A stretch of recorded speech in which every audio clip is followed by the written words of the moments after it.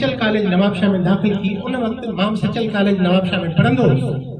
हू सिंध सागर student federation जो मरकज़ी सदर हो जॾहिं त मां Sindh GS student federation Sachal college जो सदर हो। मूंखे GS जे हिकिड़े कारकुन शिकायत कई त सागर हनीफ बुर्दी नाले सां हिकिड़ो नौजवान आहे जेको सिंध सागर पार्टी जी सियासत करणु चाहे थो, पर GS जा कारकुन हुनखे इहा सियासत करण जी इजाज़त नथा ॾियनि। छो त मां सदर ऐं कारकुन मूंसां गॾु आहे, बाक़ी रहियल कारकुननि खे घुराए मूं उन्हनि खे चयो कि सिंध सागर पार्टी बारा सिंध जे आज़ादी जी ॻाल्हि कनि था, इन जे करे पाण पंहिंजनि दोस्तनि ऐं साथियुनि खे ऐं हम ख़याल दोस्तनि खे सियासत करण खां रोकींदासीं त अॻिते हली असांखे आसाननि जे बजाय मुश्किलातूं पेश ईंदियूं।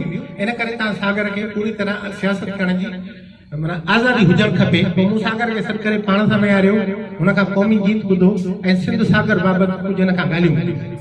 उन खां पोइ सागर मूंखे चयो त साईं असांजी पार्टी नहीं आहे, उन में माण्हू तमामु थोरा आहिनि, ख़ासि तौर ते ॻाल्हाईंदड़ माण्हू कोन्हनि।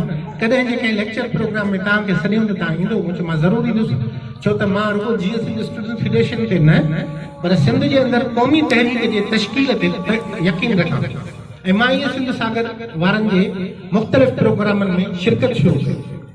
काफ़ी टाइम अॻिते हलण खां पोइ हिकिड़ो दफ़ो मूं सागर खे चयो त सागर ही सिंध सागर पार्टी जेका आहे इहा आख़िर क़ाइम छा ते आहे? अॼु सागर पंहिंजी ज़ाहिरी वजूद सां असांजे दरमियान कोन्हे, पर उन हिकिड़ी कमाल जी ॻाल्हि कई।